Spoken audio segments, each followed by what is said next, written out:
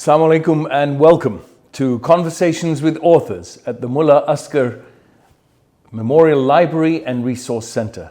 Thank you for joining us today. I have a very special guest whom I'm going to be talking to about his latest book. I'll get to him in a second, but just as a reminder, Conversations with Authors is a series of interviews that we developed to talk to Muslim authors or authors of Muslim background about their works, published works and pending works that are coming up.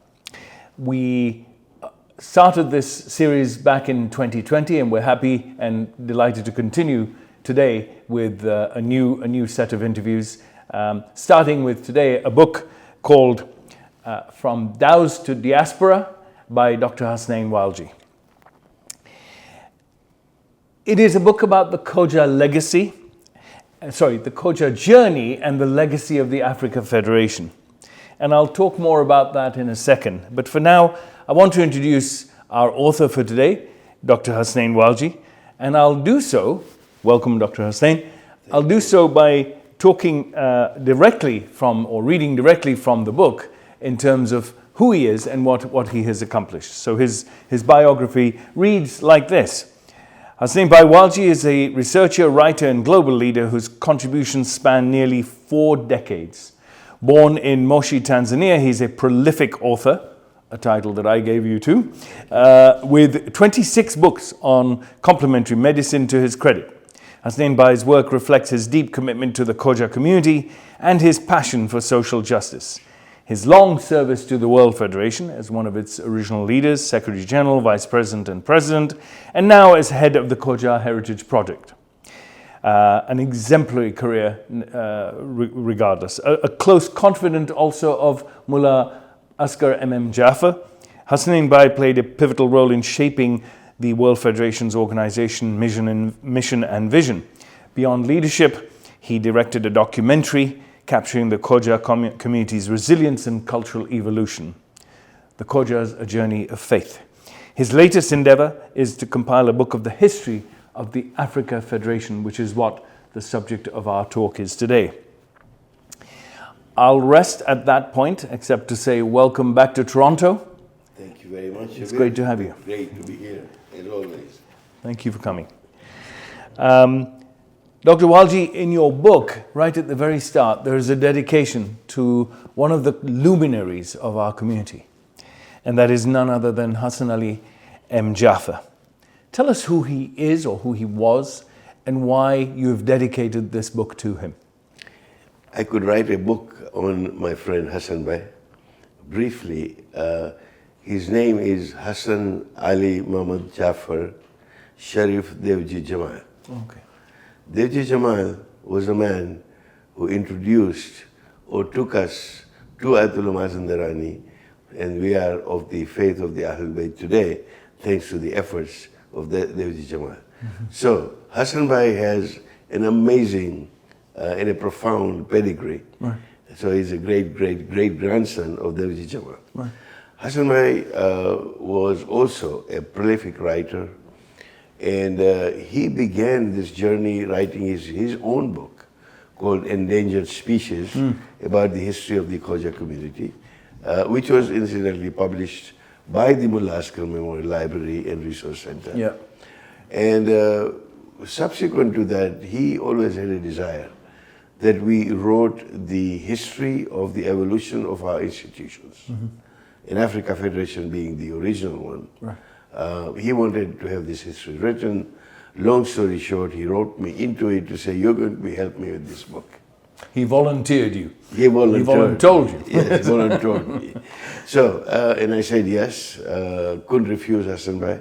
He was my mentor, and many a times I looked up to him for certain sort of leadership guidance and direction during my tenure as president or even before.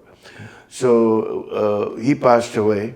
And the Africa Federation approached me and said, could we possibly continue this work? Mm-hmm. And of course, I was honored that I was able to continue and fulfill the vision of this great man. Mm-hmm. Well, it's certainly no ordinary book, but before we go into it, there is a quote on the page that you wrote In fact, there are a couple of quotes. The world was listening with great interest, but I fell asleep while telling my tale. His voice may have fallen silent, but his spirit continues to echo through these pages. This book, shaped by his vision, picks up where he left off. And I guess that's where we will start. Absolutely. If I summarize the book, and I'm pleased to tell you that I did read it, pretty well most of it. I can see from the marks. From the marks, yes. There you go. A little bit of proof there. Yes. It's about the Khoja journey and the continuing legacy of Africa Federation. As Dr. Walji writes, this is no ordinary or standard history book. Nevertheless, if you are a Khoja, like the rest of us, it will not only stir memories, but it will also stir your heart.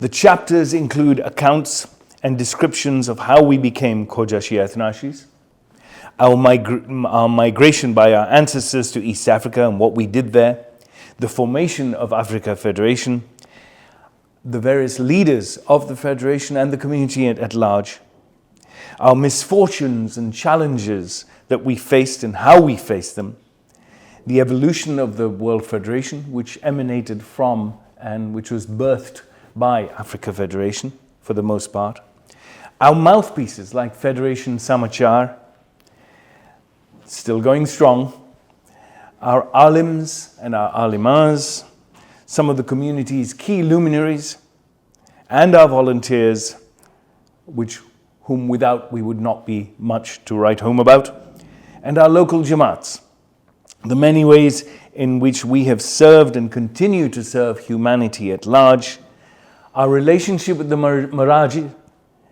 and finally, what the future holds and how we must evolve as a community.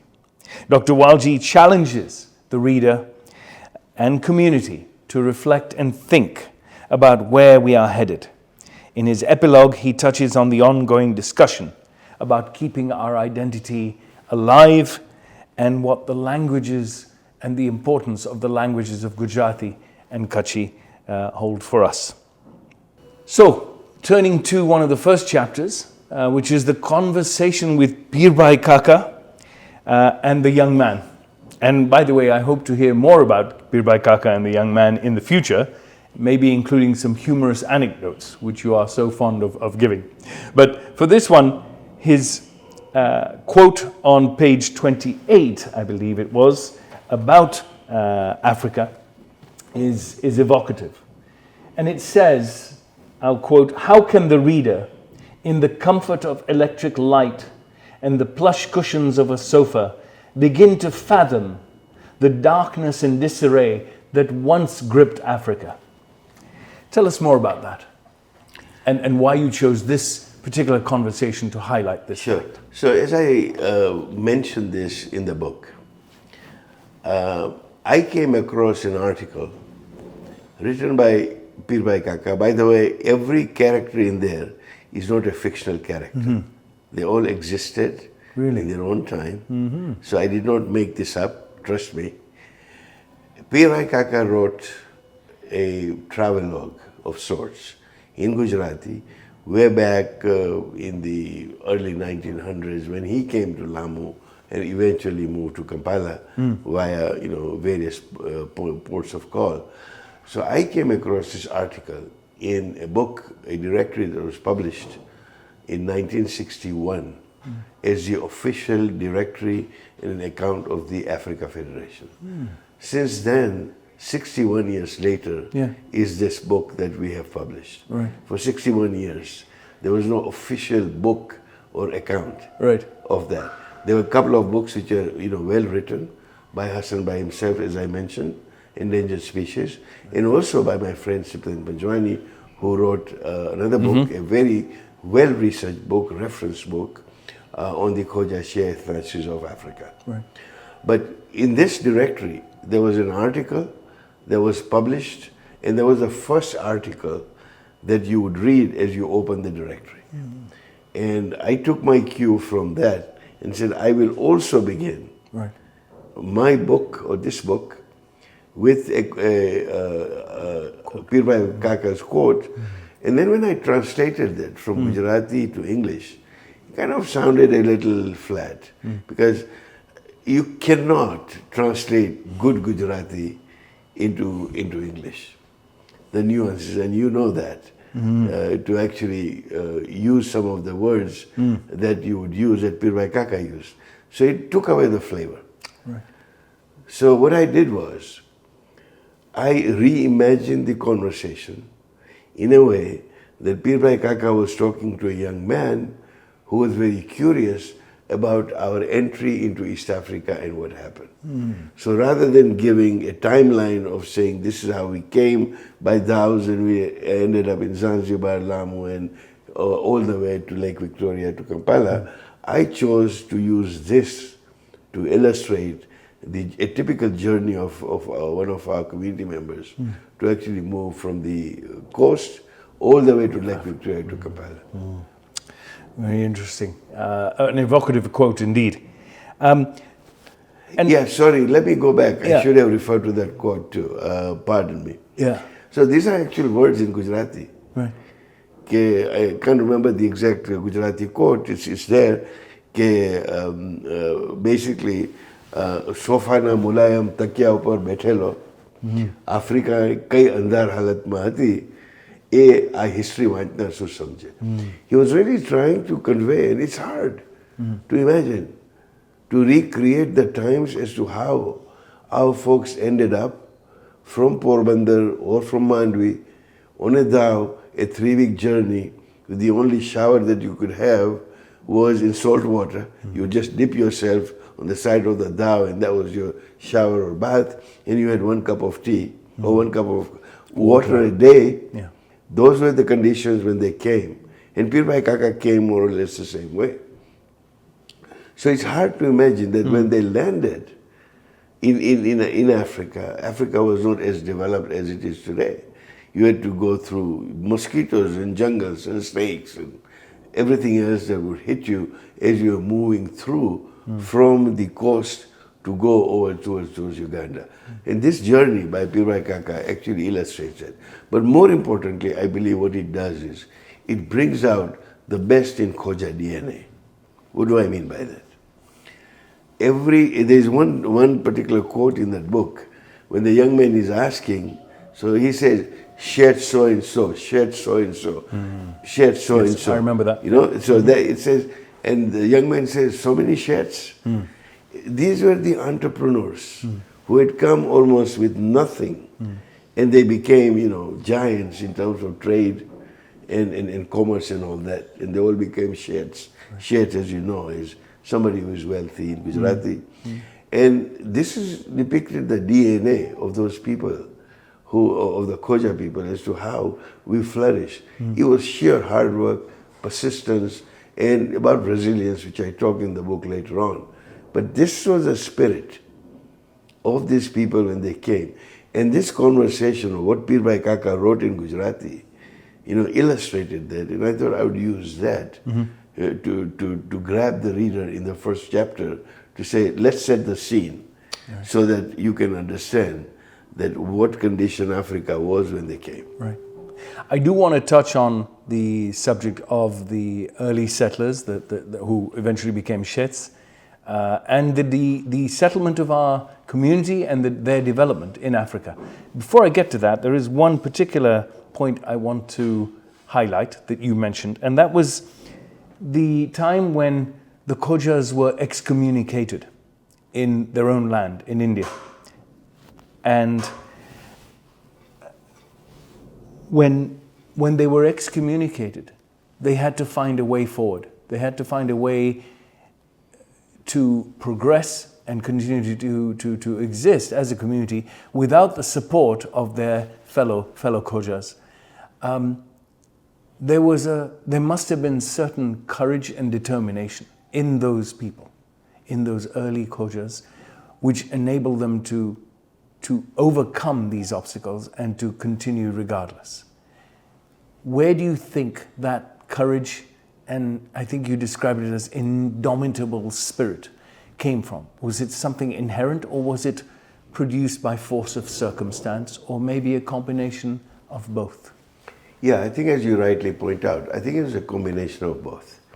Imagine, and I'd like to paint this picture, imagine that being excommunicated, or natbar as we would call it in Gujarati, meant you could not marry, get your children married within the community.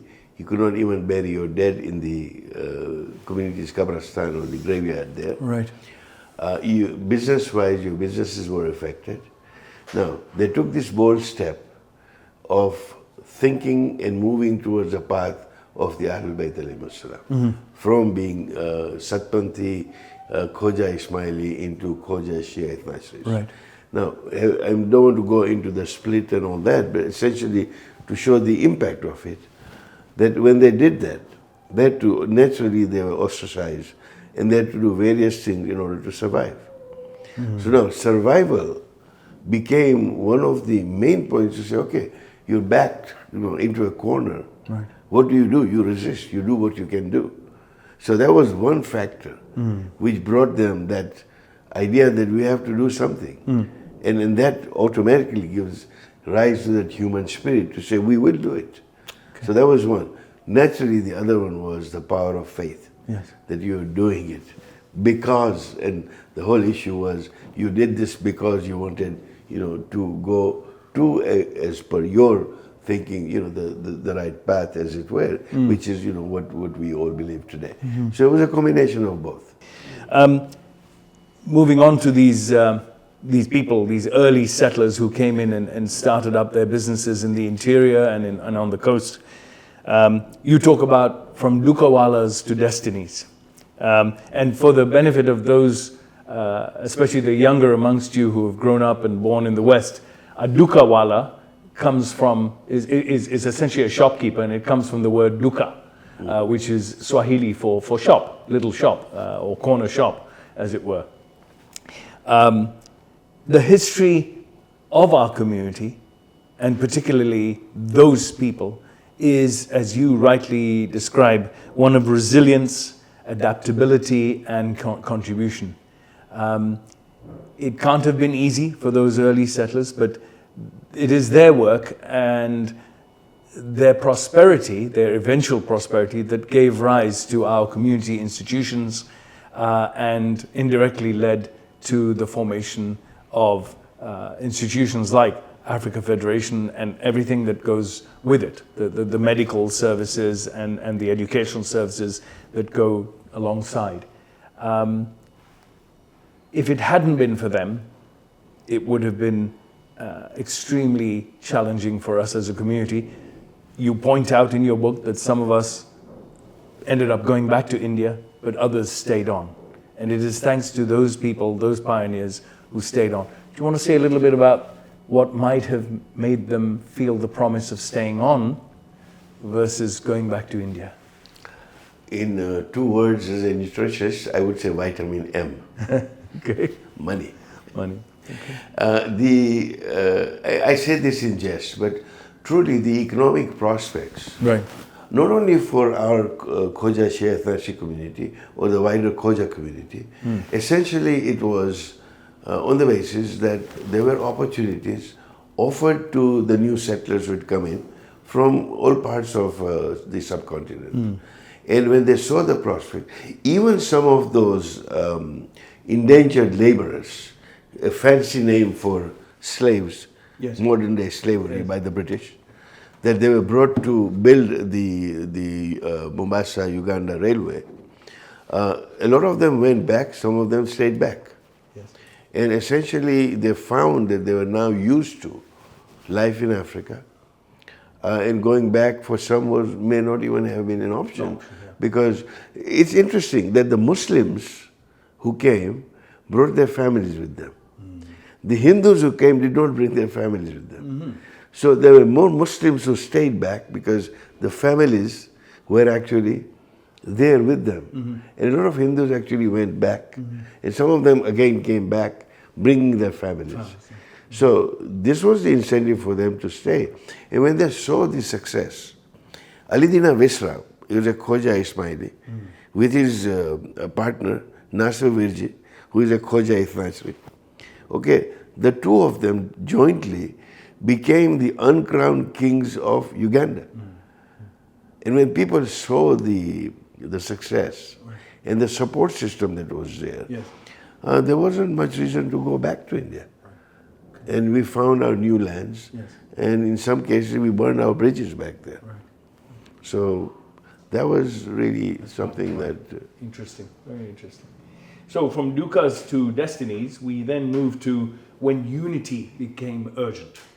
And this chapter deals in more depth about the formation of the Africa Federation. How it evolved, how it was formed, some of the early office bearers and the subsequent office bearers. An extremely interesting account of that particular period. And it began in 1945, and then the chapter essentially takes decade after decade, and what happened in those particular decades to continue to move the momentum up until present day.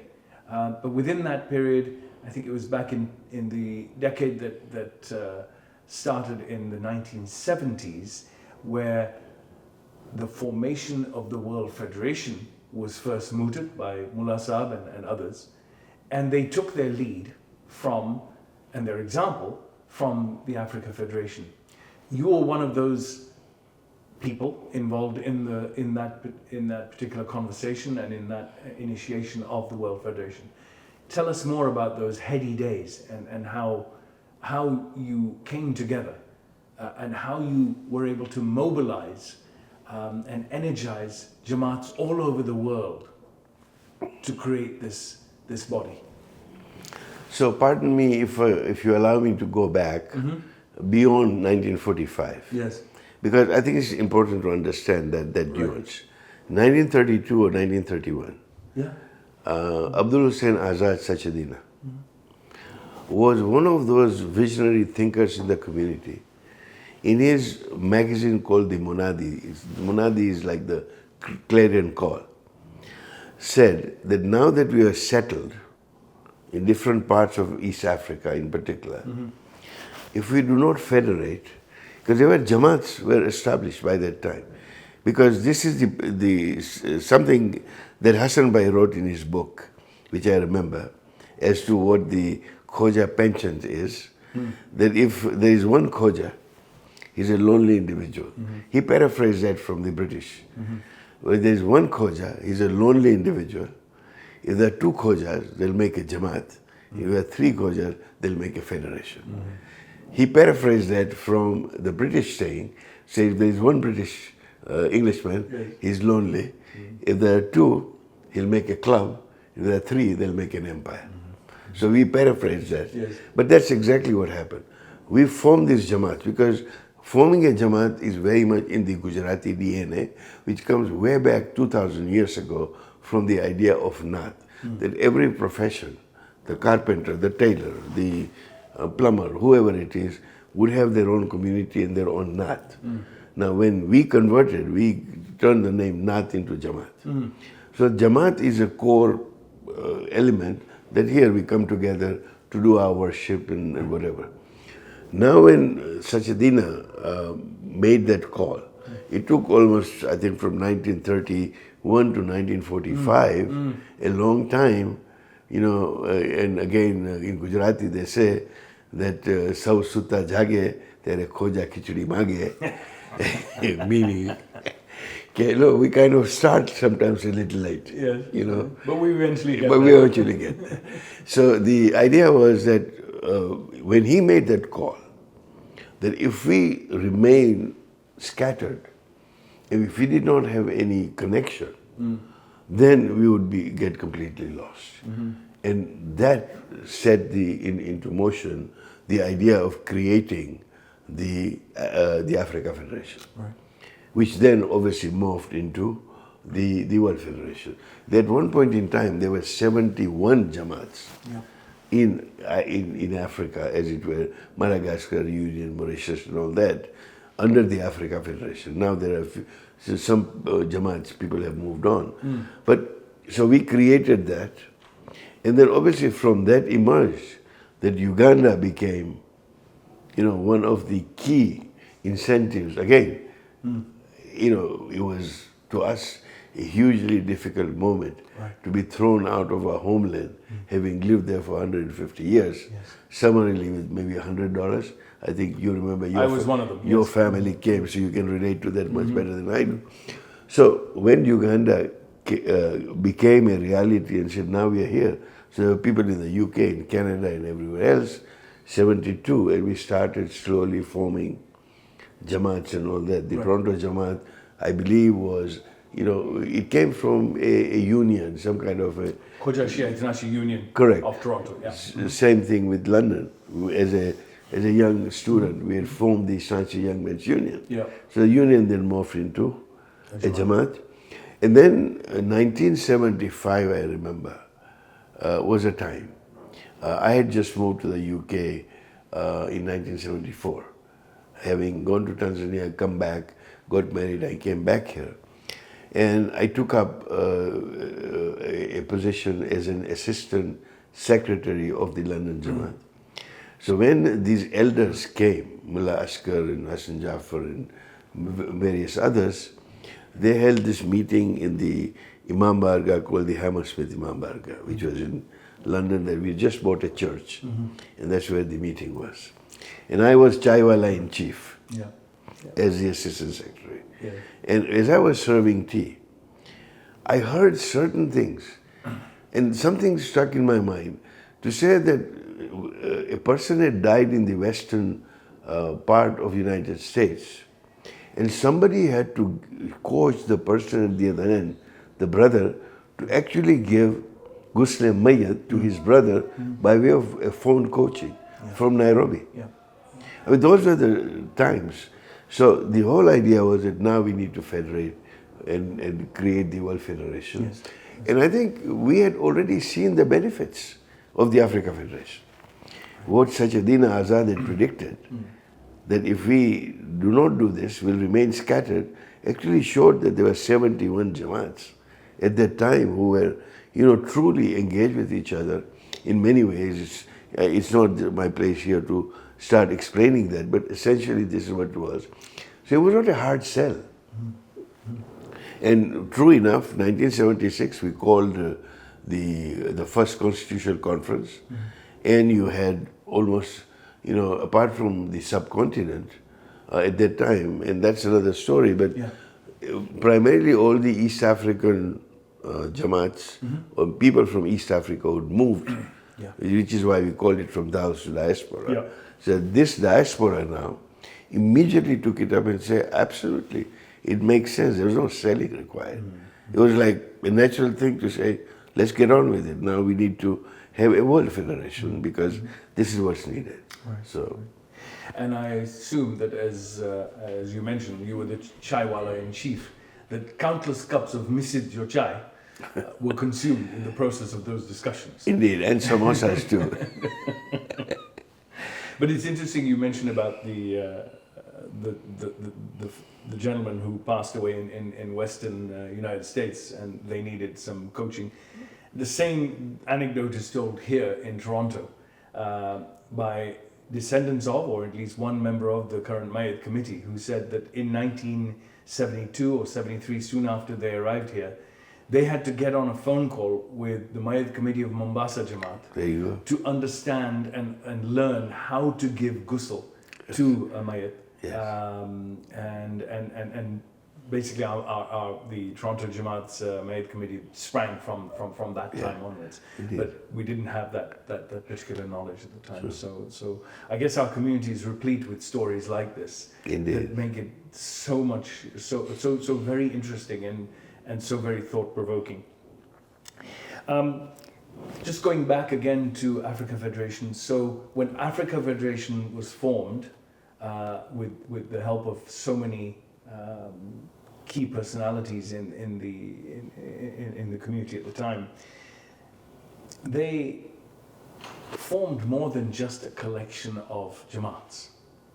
You talk about this. They formed a union that was designed to not just coordinate things, but designed to provide service, to provide knowledge, to provide help, and to become interdependent amongst with each other. as it were.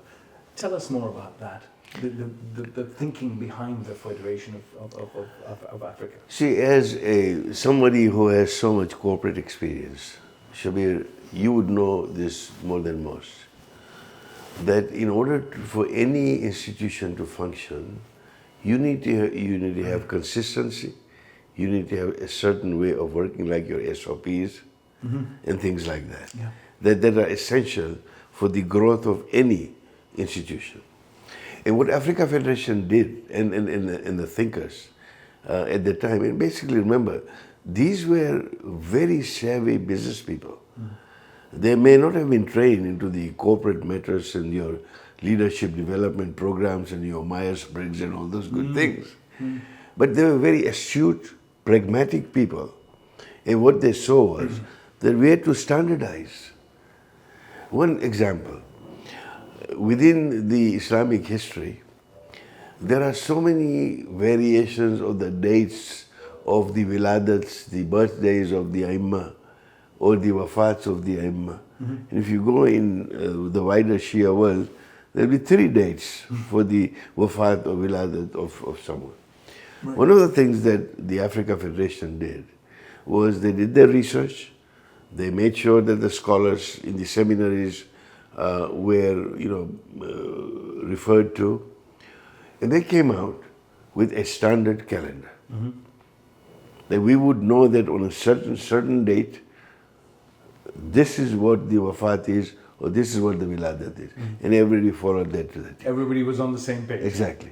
So it all happened on the same page, as long as everybody saw the moon on the same day, of course. Right. Yeah. But generally, and also even on moon sighting, it was easier in East Africa that the moon had to be sighted, and there were very professional people in every Jamaat, and pretty soon everybody would know when Eid would be. So they brought this level of consistency and standardization. Number 2, equally important, was the collection of hukuk, as we call it, whether it's khums, zakat, fitra, sadaqah, and all that. They were able to standardize and work under what is now known as an ijaza, a permission to collect and spend, and the whole thing that goes with it, that they were able to again standardize the collection of all the hukuk funds for the benefit of the community. So everything would come into one central coffer, it would then be distributed. So you almost became like a small state where taxes were paid and the services were offered to the people. Yes. So we may not, the Khojas may not have a country, but our Jamaat is our land, our Imam Barka is our land, and the federation is kind of our federal thing.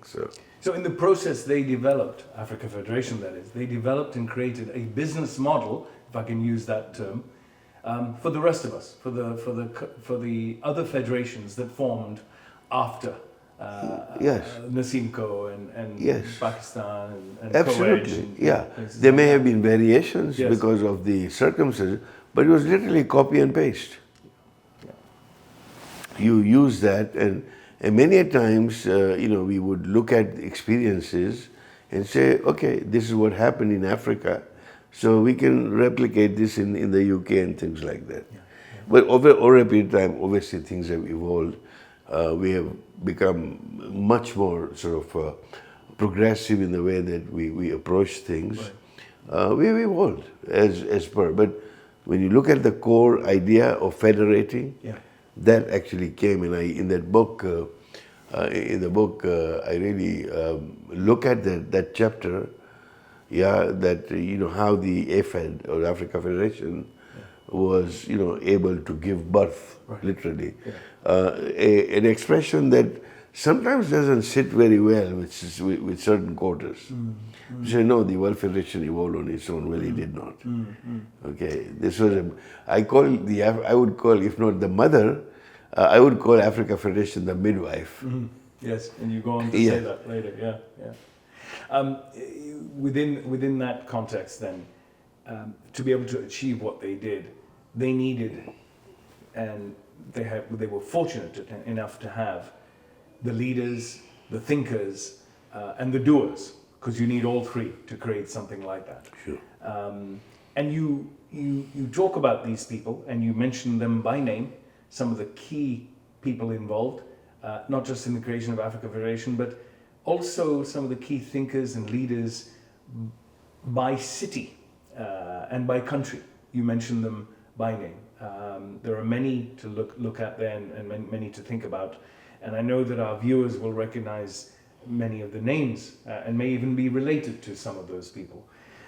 But without wishing to identify or give credence to one in particular, are there any in there that struck you as being unusually creative or even unusually bold in what they did and in what they accomplished amongst that list of luminaries? Yeah, I think they were all mighty people in their own right. To make something out of nothing, or to take it to the next level. They were all astute. They were all very sincere, and obviously each one had to deal with what was the toolbox that they had to construct the federation with. So essentially, this is what. But one man, and this is acknowledged widely, that one man who truly kind of moved it in those early days was Marhum Ibrahim Sharif Devji. Young man, he died, I believe, at the age of 43 or 44. Yes. But within that small span that he had, when he became the president, we used to call them presidents then, now we call them chairmen. Right. Because in East Africa, the government, there's only one president, there are no other presidents. So we all now became chairman, like Chairman Mao. But this man stands out for his steadfastness and his vision. His idea of uniting the community was so pressing. And his mantra was, Ek bano, nek bano. Ek bano, be one and be good. Be good. Very simple mantra, but that's what he was able to put forth. By the way, he was also a descendant of Devji Jamal. Okay. Sharif Devji Jamal. Illustrious family then. Yes, it is. It is. So, and he was one of the few who began that track with the relationship of this community with the seminaries in Iraq, for example. Okay. Though our first contact was with Ayatollah Mazandarani way back with Devji Jamal, his descendant now creates an even closer liaison with Ayatollah Mohsin Hakim, who then gives him the permission to formally be able to collect the hukuk funds, the religious dues from the people and start distributing. Number two, he was also very astute in terms of communications. Until today, we talk about an organization that does not, is not able to communicate its message, then does not, have that level of success. He was the one who instituted, including the Africa Federation, if my history serves me right, the Federation Samachar that you talked about, and also the idea of regular circulars, that going. So he took it to the next level, where I think it was during his era, whether it was in Tabora or Mikindani, or your own city. Kampala. Yes. Yeah, Kampala, yeah. No, not Kampala, where the H.K. Jaffer family was. Mombasa, right. Where they came from? No, in Uganda, not Kampala, but there was... Jinja. Yeah. Yes, okay. the Jinja Mosque that you remember so I see, yeah. Okay. Wherever it was, the Africa Federation became a household name. Okay. And when he did that, he was able to bring far more progress. And they were all kind of developing. And then obviously each one after that, as I say in the book, we look at the track record and they each took it to the next level. Yes. It's a matter of building upon this. And that is a great thing, about institutional way of working. Sometimes what happens, and it happens in some Jamaats, a new leadership comes in, wipe off everything that the previous one has done, and a new broom starts sweeping better and better. Rather than building on what's been, I'm not saying about all Jamaats, but this has happened, I've seen it. Right, yeah, I have to. Yeah. At the federation level, I believe that the institution was mature enough to understand what was done best. How can I now take it to the next level? Right. So going right from the first to the current president or the current chairman, they all, have their, some were more focused on entrepreneurship, on investments, some were more focused on religious education, on tabligh and all that. Each one had a role to play. And it was almost like a relay that once you pass the baton on, then you run with your own shoes. Because you can't run in somebody else's shoes. And obviously then Mullah Asghar is another well-known personality who not only took the Africa Federation, but obviously is a founder or a founding president of the World Federation, took it to the next level. So, in 2018, I had the privilege of being invited to or attending the Africa Federation meeting in Dar. That allowed me to also visit Mombasa as well as Dar in the process. And I was struck by one thing in particular, and that was not just the extent to which the Federation provided services to its stakeholders. If you think about Setwell and Bilal Mission and business help, entrepreneurship help, medical services, education, etc. I mean, there was a wide array of services and benefits being provided. And it struck me that they had to provide it because their host country was unable to. We in the West are privileged in the sense that we have healthcare institutions and education institutions available to us if we want them. Our institutions, Africa Federation and other Jamaats in East Africa were required to provide these to their people, as indeed were the communities of the Sikhs and the Hindus and the Ismailis in those countries. And that struck me as being very unique in that particular sense. I would say, I would ask you then, that is this something that we would anticipate happening all across the world, as it does in Pakistan and India? Would we see other communities providing their own if governments and countries stop providing healthcare and educational assistance on tap? The simple answer to that would be yes. If your child did not have a school to go to, what would you do? This is what our forefathers did in terms of getting those services. Now, the motivation to do this may be different.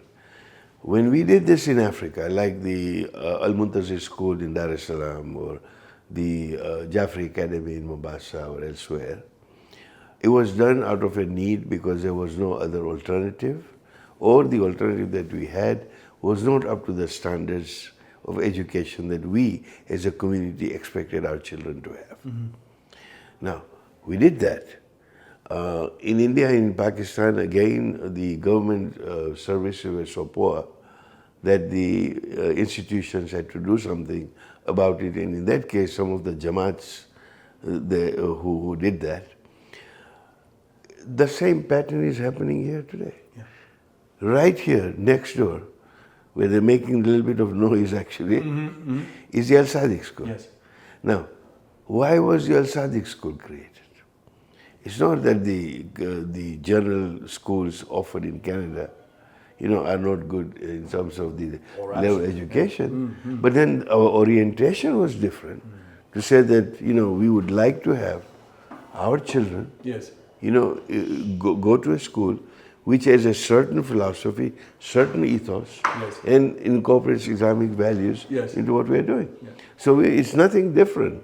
They did it for one reason. We've been able to do this, and look at literally every large metropolis where the Khoja Shia Ithna-Asheri community lives invariably you may have a school or more than one school. Right. And essentially this is, I believe that as a community, we came through an ethos where in the initial days there was nobody to look after us.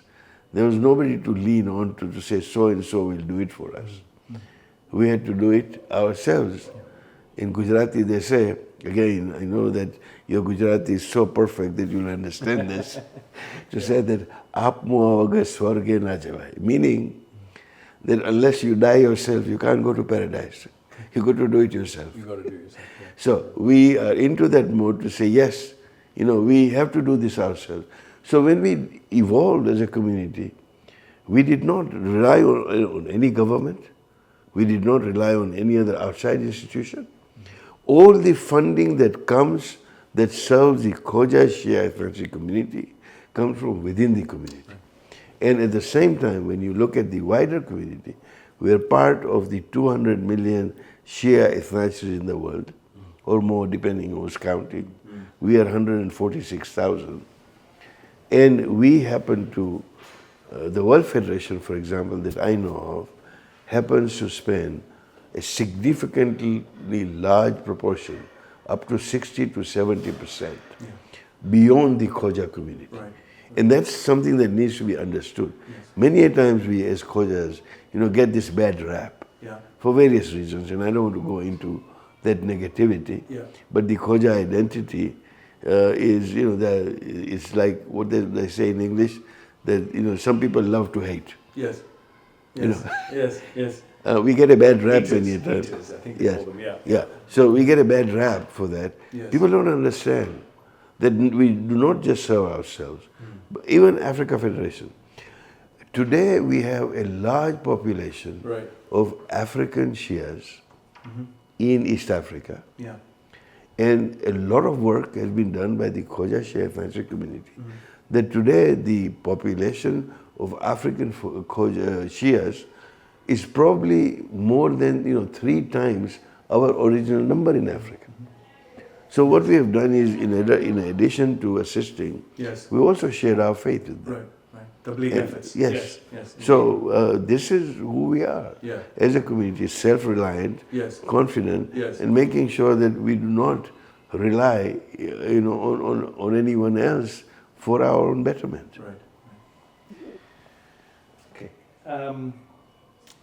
I'm going to wrap up very soon, but I'll just summarize a couple of chapters that you write about briefly, and then talk about the one I really want to ask you a question about. And that the two that I want to summarize very quickly are the midwife of a global vision, Africa Federation's role in shaping the World Federation, which you've already touched on, and Samachar Speaks, of course, the Federation Samachar language. And so to our viewers, I would encourage you to read the book to find out more about those two topics. But the one that I do want to ask Dr. Walji most about is the chapter entitled In the Eye of the Storm, which deals with and which covers the crises, if I can use that word, and emergency situations that we faced, our community faced, in places like Zanzibar in 1964 with the revolution, Uganda in 1972, which I had personal experience of, Madagascar, and the test of resilience that came with that. And in much of that chapter, you talk about the way we responded as a community to help our brethren, our fellow Khojas, who were faced with those dire circumstances. And you talk about the spirit that not only drove that, courage and bravery, but also the resulting resilience that came upon us to the victims of those particular crises, who have then moved on and developed and continued their lives despite the force of circumstances that they were faced with. Tell us more about where you think that resilience has come from, the ability to endure and to continue the way we have after facing such crises and after being helped by Africa Federation. I think it comes from our idea of being permanent migrants. We keep moving, and we are in many cases, marginalized, and we have to deal with it. Yeah. We have evolved as a minority within a minority in any society that we have lived. Whether it's a Muslim society, then we are a minority as Shias, and then we are a minority within a minority as Khojas and all that. To be able to have developed as a minority within a minority gives you, certain level of an immune system that can withstand some of these things. Right. So that you're ready to deal with this. Yeah. And then it's also, I believe, the strength of faith. Right. This is my brother, this is my sister. If my brother and my sister is in trouble, it's my duty, my responsibility to do whatever I can. Faith in action, as you put it later on. Absolutely. So imagine a community or a people who are stuck, I'm referring to Somalia now, who are stuck in Somalia in a war zone, 1,000 people out there, they have no way of getting out, and they have nothing to do with the war that's going on. It's a geopolitical issue. And they were living their lives quietly, and suddenly they're faced with this. And imagine somebody saying, I will lead an expedition. Somebody else saying, I will bring $1 million or $1.5 million to charter a ship. Someone else will say, well, I will volunteer. I'll captain the ship, yeah. Yeah. Like Sajjad Bhai did, yeah. Exactly. This is what happened. Yeah. We go in there, and again, this is very pragmatic. To bring people out of the war zone just doesn't happen.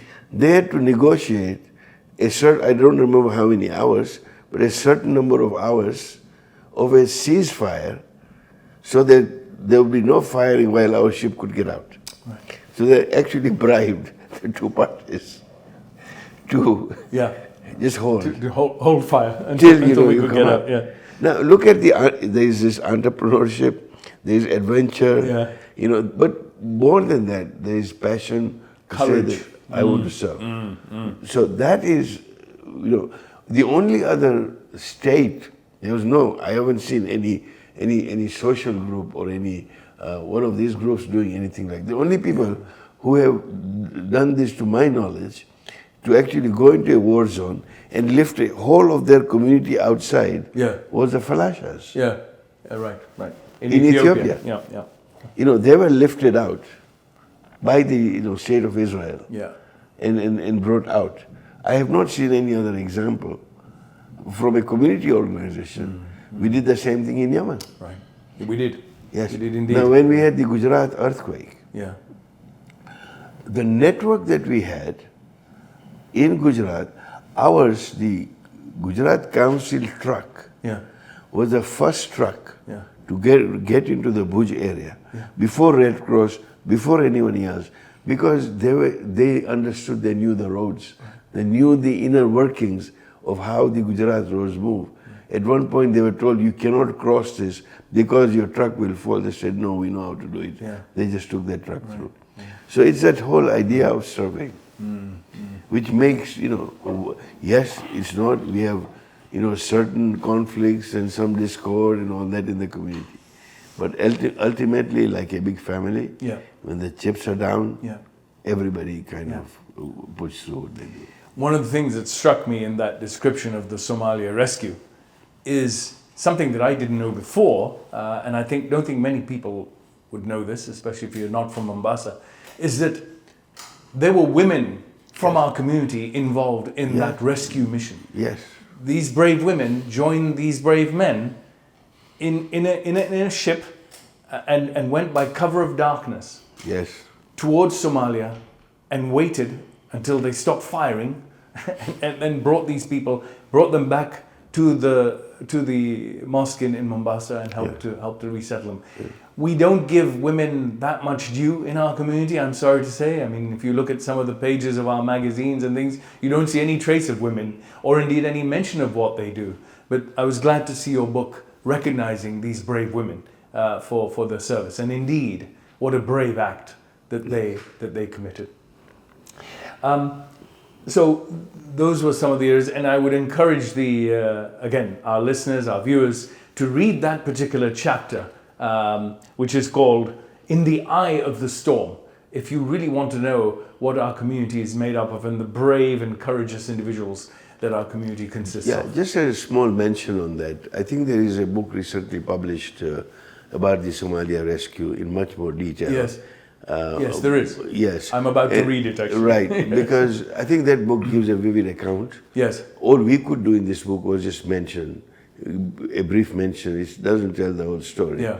And same thing, since I'm on that subject, I also, for our viewers to know and understand that this is only the first edition of the book. Mm-hmm. There are many unsung heroes that we've tried to cover in the book. Right. And there are many unsung heroes who have not been covered, not because we didn't want to cover them, but because we did not have enough information. And, for each book there's a timeline. And the printer wanted it at a certain time. I had no choice and give the book to go for printing. Yeah. But, inshallah, we will try. Yeah. And in the second edition, include more and more, of these stories so that posterity is able to see, that these are the people. I only knew about Pir Visram was because it was written about him in the directory. Yeah. Okay. And we need to make sure that all these unsung heroes and in their work, men and women, and we've tried to, put in women and men, into this whole list. But I would our viewers to know that if you have any story, account of your grandfather, great-grandfather, or somebody who is even living today, then we ask you that please send it to the Africa Federation, so that we are able to compile, and inshallah, whenever the next edition is going to be published by whoever, we will be able to incorporate these names. Right. So we draw to a close on this interview, but there is one particular area I do want to ask you about, and that is the last two chapters, Crossroads and Callings, a rethinking that you are calling us to a rethinking of the role of Africa Federation in today's world and tomorrow's world. And you then go on to your epilogue where you ask us, the community members, stakeholders, grassroots members, to reflect on the road ahead.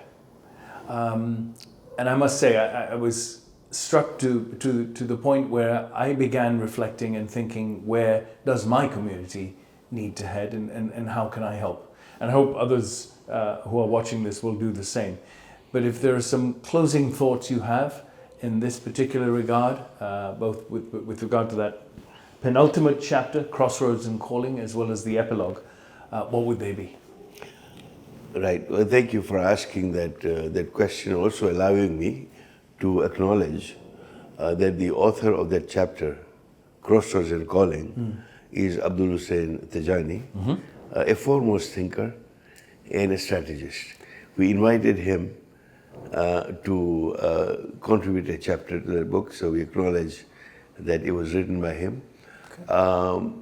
This particular chapter is a very forward-looking chapter, and it is also a very reflective chapter in terms of the gaps that we have with the fast-changing world. So this is something it's worth bearing in mind. Particularly, I kind of draw the attention of the leadership of our community, wherever it is. It's a brilliant chapter in terms of the way forward. What will the world look like in 25 years' time? AI will not tell you today. We will only know, but we can predict. Right. And this is something that we can do. So, and also the other chapter that has been contributed by Dr. Dungarsi on the chapter on the mullahs and the mulyanis. Right. Yes. And one part of that is also been contributed by our elder Hassan Bhai Jaffer's brother, Ahmad Jaffer. So Ahmad Bhai has also contributed to this. So we need to acknowledge their contribution and their deep knowledge.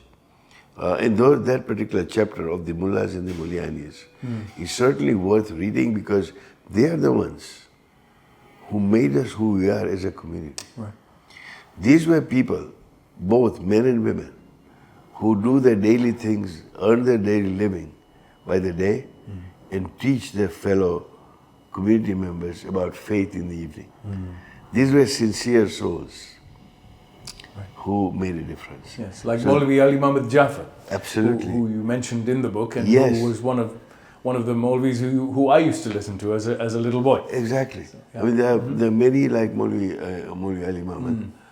He was one of the few actually went to be formally trained. There are many who were self-taught. Right. And some of these self-taught mullahs and the mullanis spoke several languages. Yes. Farsi, Urdu, Arabic. So they were able to do this work, and there's a major contribution. So there was, and Dr. Dungarsi himself, as an accountant who lives in New York, is himself an example, who has been serving the New York Jamaat. Right.